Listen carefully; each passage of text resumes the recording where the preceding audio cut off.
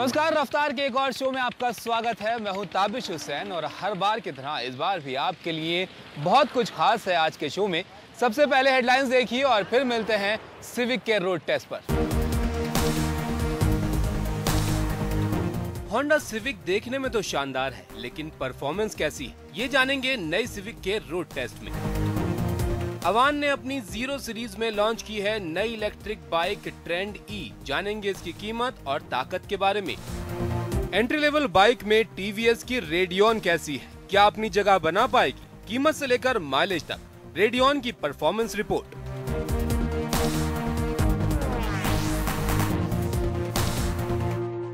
तो नई सिविक इस वक्त रोड टेस्ट के लिए रोड पर हमारे साथ मौजूद है। 10th जनरेशन की सिविक है। लुक्स के मामले में पुरानी सिविक की तरह ये भी बहुत शानदार नजर आ रही है। एनकैप एशिया रेटिंग में 5 स्टार्स गाड़ी को मिला हुआ है, तो सेफ भी काफ़ी है। और अगर आपको सिविक पसंद है तो इस बार आपको डीजल का भी ऑप्शन मिल रहा है, तो ये भी आपके लिए अच्छी चीज़ है। तो 2 इंजन के साथ नई सिविक रोड पर कैसे परफॉर्म करती है आज के रोड टेस्ट में यही देखते हैं।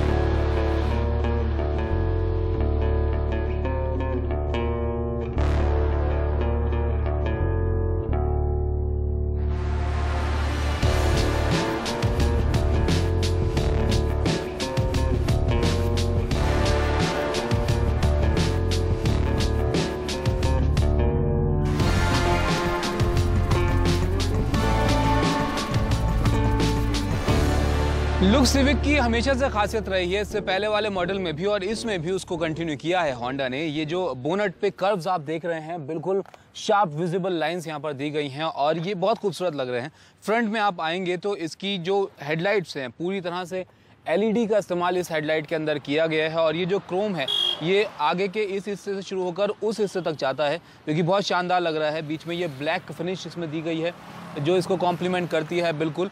नीचे जो आपको फॉग लैंप्स दिए गए हैं उसके अंदर भी एलईडी का ही इस्तेमाल किया गया है और उसके ऊपर भी यहाँ पर क्रोम का एक कॉर्नरिंग दी गई है जो कि बहुत शानदार लग रही है। अब इसके साइड में आप आएंगे तो जो इंपॉर्टेंट चीज थी पिछली सिविक के अंदर वो थी ग्राउंड क्लियरेंस। इसके अंदर 17 इंच के डायमंड कट अलॉयज के साथ टायर्स दिए गए हैं। होंडा का ये कहना है कि इस नई सिविक के अंदर आगे की तरफ आपको 20 mm और पीछे की तरफ 15 mm ग्राउंड क्लियरेंस इंप्रूव की गई है, जिससे ये गाड़ी सड़क पर अब बेहतर तरीके से चल पाएगी। अगर आप इसके रेयर में आएंगे तो पीछे वाले जो कर्व्स हैं बोनेट पे आपने देखे वो लाइन पीछे तक आती है और इसकी जो छोटी सी डिग्गी है उसके ऊपर यहाँ पर आपको नजर आएगा। ये जो लाइट्स हैं पीछे बूमरैंग के स्टाइल में इनको डिज़ाइन किया गया है। ये भी एलईडी हैं, बहुत एलईडी का इस्तेमाल इसमें किया गया है।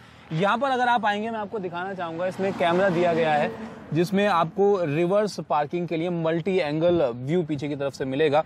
अब इसके पीछे की हैच को खोलते हैं और इसके अंदर आप देखेंगे 430 लीटर का बूट स्पेस नई सिविक के अंदर आपको मिलेगा, जो कि काफ़ी है।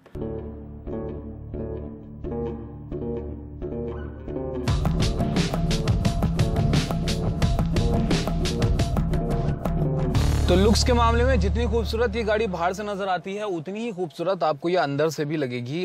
ब्लैक थीम का इस्तेमाल किया गया है। अगर सबसे पहले मैं आपके इसके स्टीयरिंग की बात करूं तो जो स्टीयरिंग है 3 स्पोक स्टीयरिंग यहाँ पर दिया गया है। लेदर इसके ऊपर फिनिश आपको मिलेगी, सारे कंट्रोल्स आपको स्टीयरिंग पर मिल जाएंगे। ओवरऑल जो डैशबोर्ड की फिनिश है वो काफ़ी अच्छी है। जो प्रीमियम फिनिश ये डैशबोर्ड दे रहा है, जो इसकी क्वालिटी है मटीरियल की वो काफ़ी अच्छी है। थोड़ा सा डिफरेंट मटीरियल यहाँ पर बीच में ज़रूर इस्तेमाल किया गया है।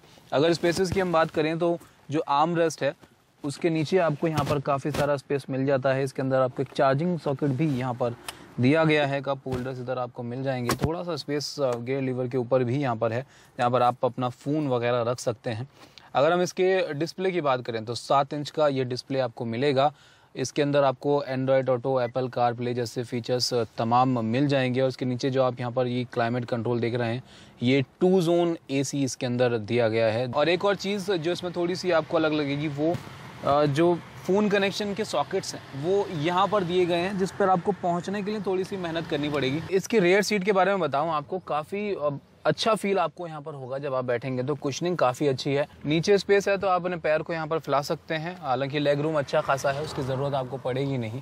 हेड रूम भी अच्छा खासा है और जो ये आर्म रेस्ट दिया गया है ये भी काफ़ी सॉफ्ट है कुशन के साथ। और इसमें आपको कप होल्डर ऑफ कोर्स पीछे मिल जाते हैं। और रेयर सीट के लिए AC वेंट्स भी यहाँ पर दिए गए हैं। हालांकि जो तीसरा पैसेंजर है उसको बैठने में थोड़ी सी दिक्कत होगी क्योंकि फ्लोर में यहाँ पर थोड़ा सा ये उठा हुआ हिस्सा दिया गया है, तो 2 लोग आराम से कंफर्टेबली इस गाड़ी के अंदर पीछे की तरफ बैठ सकते हैं। तो शुरुआत करते हैं सिविक की टेस्ट ड्राइव से। सबसे पहले हम टेस्ट करते हैं इसके पेट्रोल वेरिएंट को। पुश स्टार्ट बटन इसमें दिया गया है, यहाँ पर इसके जरिए गाड़ी को स्टार्ट करते हैं और ड्राइव मोड में लेके शुरुआत करते हैं इसकी टेस्ट ड्राइव की।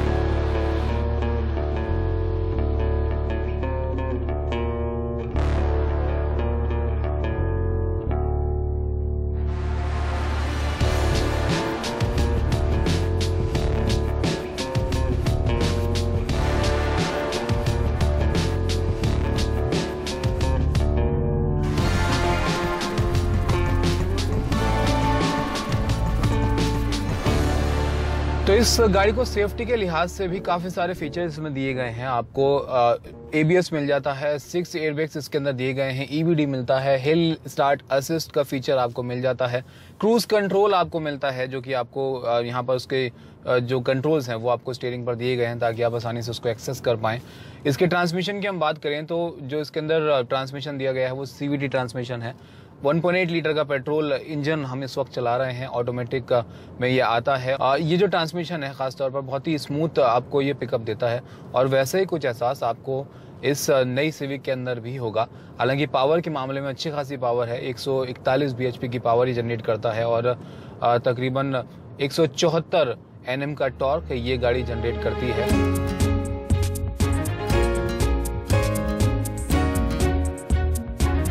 अब बात कर लेते हैं सिविक के डीजल की। ये जो डीजल वेरिएंट इसका दिया गया है इसके अंदर है 1.6 लीटर का डीजल इंजन मैनुअल ट्रांसमिशन के साथ और 6 स्पीड गियर बॉक्स का इसमें इस्तेमाल किया गया है। सबसे पहले गियर बॉक्स की बात करता हूं मैं। जो गियर बॉक्स है इसका थोड़ा सा आपको वजन महसूस होगा गियर शिफ्ट करते वक्त, इसको और ज़्यादा थोड़ा सा लाइट किया जा सकता था। अगर इसकी पावर की बात करें तो 120 PS की पावर ये इंजन जनरेट करता है और करीब 300 Nm का पीक टॉर्क ये इंजन जनरेट करता है। जिनको डीजल चलाना पसंद है उनके लिए काफ़ी एक्साइटिंग इंजन है ये। रिस्पॉन्स काफ़ी अच्छा है, मैं आपको दिखाऊं इसका।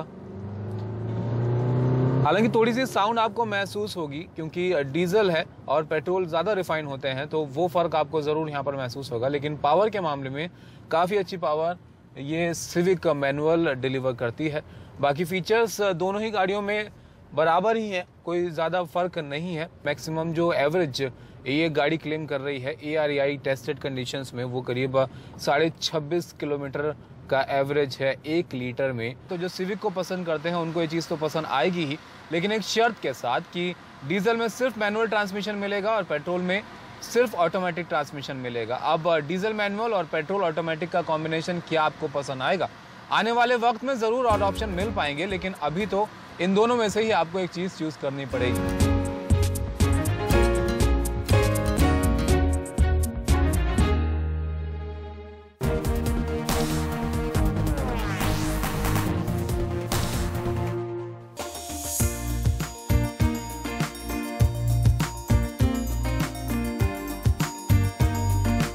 इंडिया में इलेक्ट्रिक स्कूटर्स की मार्केट बहुत तेज़ी से बढ़ रही है, लेकिन प्रॉब्लम यह है कि वहाँ पर ज़्यादा ऑप्शंस आपके पास नहीं है। एक स्कूटर नया लॉन्च हुआ है यहाँ पर, एवान का ट्रेंड E ये मॉडल है। लुक्स एक ऐसी चीज़ है जो ज़्यादा प्रभावित नहीं करते हैं इलेक्ट्रिक स्कूटर्स के लोगों को, लेकिन लुक्स के मामले में मुझे लगता है कि इस स्कूटर पर काफ़ी अच्छा काम एवान ने किया है। जो ब्लू LED लाइट्स यहाँ पर दिख रही हैं इंडिकेटर्स पे, काफ़ी खूबसूरत लग रही हैं। कुछ और फीचर्स की हम बात करें तो आपको इसके अंदर एलॉय व्हील्स दिए गए हैं, साथ ही आपको डिस्क ब्रेक इसके अंदर दिया गया है। स्पीड महज 45 किलोमीटर की है मैक्सिमम, तो आई डोंट नो कितना इस्तेमाल आप इसका डिस्क ब्रेक का कर पाएंगे, लेकिन फिर भी दिए गए हैं तो अच्छी बात है। अगर आप इसके पीछे के हिस्से में आएंगे, पीछे की तरफ जो इसकी बैक लाइट है, टेल लाइट है, उसमें LED का इस्तेमाल है, काफ़ी खूबसूरत लग रही है, नए स्टाइल की है, ग्रैब रेल दी गई है। अब बात करते हैं इसकी बैटरी की। जो इसमें बैटरी दी गई है उसके आउटपुट के बारे में मैं आपको बताना चाहूँगा।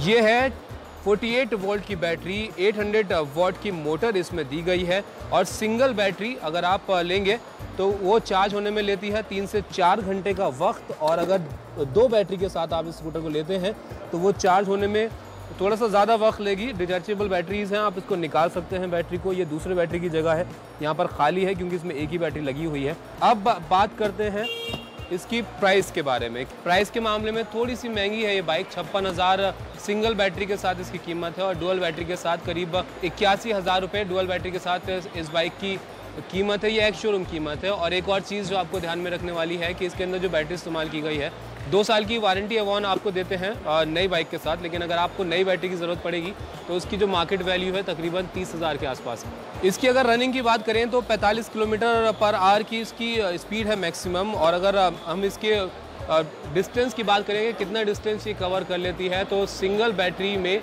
आपको करीब 55 से 60 किलोमीटर ये चल पाएगी। और दोनों बैटरी का आप इस्तेमाल करते हैं तो 110 किलोमीटर का डिस्टेंस आप इस अवान की नई बाइक से, इलेक्ट्रिक बाइक से कवर कर पाएंगे।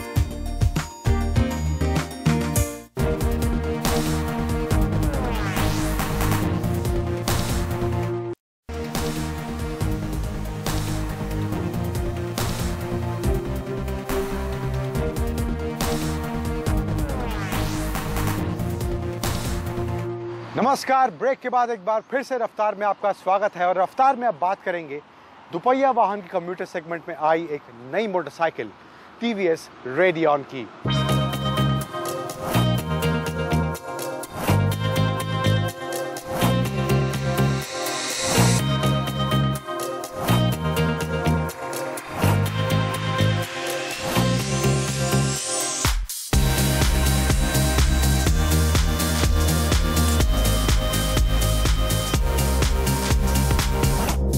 अब शुरुआत इस नई टीवीएस रेडियन के नए नक्शे यानी लुक्स और फीचर से ही करते हैं, वही आपको बताते हैं। फ्रंट में आपको इसका ये हेलोजन लाइट दिया गया है, लेकिन एक जो नई चीज़ यहाँ दी गई है वो है इसकी ये नीचे हेडलाइट के नीचे ही एलईडी DRL यहाँ पर दिए गए हैं।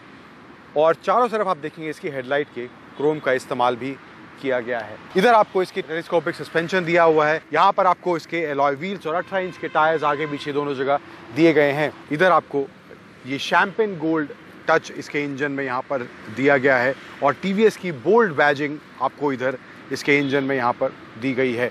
ये टैंक पैड जो इसमें यहाँ पर दिया गया है, ये इस बाइक को थोड़ा रेट्रो और रेडिकल फील इस बाइक को थोड़ा दे रहा है। इसकी जो सीट है वाकई में काफ़ी चौड़ी और लंबी है, जो काफ़ी आरामदायक है। और एक नया फीचर जो इस बाइक में दिया गया है, जो कि आप साइड स्टैंड इंडिकेटर, अगर आप आवाज़ सुन पा रहे हैं, काफ़ी तीखी आवाज़ है लेकिन वो एक फीचर इस बाइक में दिया गया है। इसका अगर आप इंस्ट्रूमेंट क्लस्टर देखेंगे, यहाँ पर ये गाड़ी के कंसोल की तरह, इंस्ट्रूमेंट क्लस्टर की तरह इसका ये डिज़ाइन दिया गया है। हालांकि ये एनालॉग ही है, इसमें डिजिटल कुछ नहीं दिया गया है। यहाँ पर आपको economy, power, turn indicators, neutral का साइन और यहाँ पर आपको टीवीएस की बैजिंग देखने को मिलेगी। इधर इसका एक कैरियर दिया गया है जो कि काफ़ी फंक्शनल लग रहा है। यहाँ पर आपको इसका ये प्लास्टिक का सपोर्ट भी इसके ऊपर दिया गया है, तो अगर यहाँ भी आप कुछ सामान रखना चाहें लेकिन बांध कर रखना पड़ेगा तो यहाँ भी कुछ सामान रख सकते हैं।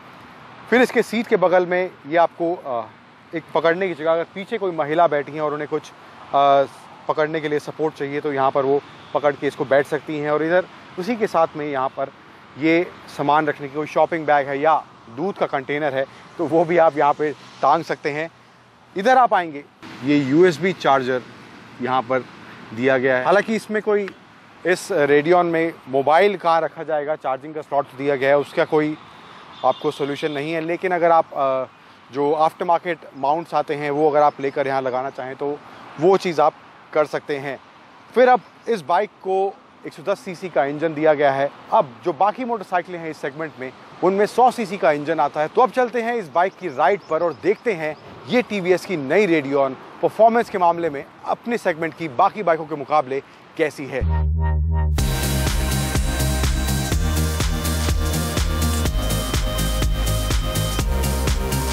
अब इस टीवीएस की नई रेडियन की ड्राइव हमें कैसे लगी वो आपको बताते हैं। ताकत के मामले में ये टीवीएस की नई रेडियन आपको वाकई में उन मोटरसाइकिलों के मुकाबले थोड़ी ताकतवर ज़्यादा महसूस होगी। लेकिन अगर आप इस बाइक को 50 से 60 की स्पीड तक चलाते हैं तभी इस बाइक का परफॉर्मेंस आपको एक अच्छे लेवल का महसूस होगा।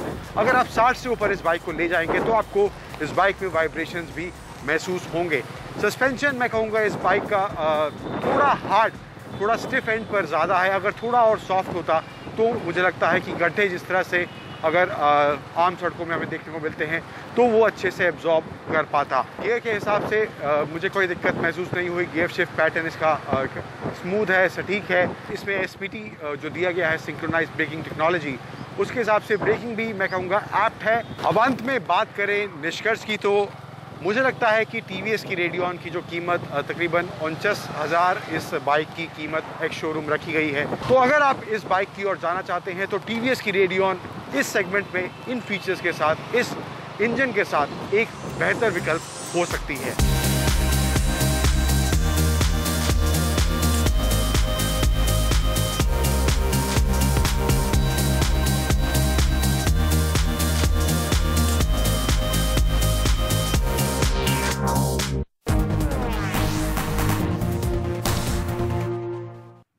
तो ये तो रही कार और बाइक्स की बात, लेकिन खबरों को भी जान लेना आपके लिए बहुत ज़रूरी होता है और हर बार न्यूज़ रैप में हम हफ्ते की ताज़ा तरीन खबरें आपके लिए लेकर आते हैं। इस हफ्ते भी न्यूज़ रैप में आपके लिए बहुत कुछ खास है, तो देख लेते हैं न्यूज़ रैप। टेक्नोलॉजी और कार उत्पादन को लेकर टोयोटा और सुजुकी के बीच करार हुआ है। सुजुकी अपनी इलेक्ट्रिक कारों के लिए टोयोटा की हाइब्रिड टेक्नोलॉजी का इस्तेमाल करेगी और साथ ही टोयोटा अपनी कोरोला भी सुजुकी को देंगे। बदले में टोयोटा को अर्टिगा और सियाज मिलेंगी। इससे पहले बलेनो और विटारा ब्रेजा की घोषणा हो चुकी है। ये वो कारें हैं जो आपको जल्द टोयोटा के बैच के साथ नजर आएंगी। टोयोटा ब्रेजा का प्रोडक्शन 2022 में शुरू करेंगे।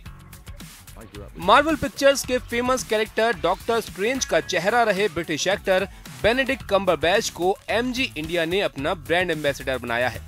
एमजी मोटर्स हेक्टर एसयूवी के साथ भारत में जल्द एंट्री करने वाली है।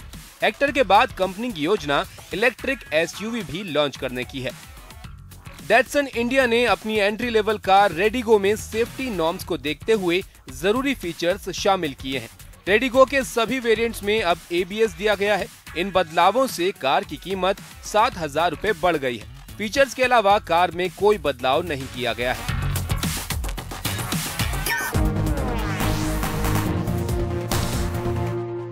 तो इस हफ्ते के रफ्तार में फिलहाल इतना ही, लेकिन आपके सवाल और आपके सुझावों का हमें हर हफ्ते इंतजार रहता है। आप अपने सवाल और सुझाव भेजना बिल्कुल मत भूलिए। raftar@NTV हमारा पता है। अगले हफ्ते तक के लिए इजाजत दीजिए, फिर हाजिर होंगे कुछ और नई गाड़ियों के साथ। तब तक के लिए नमस्कार।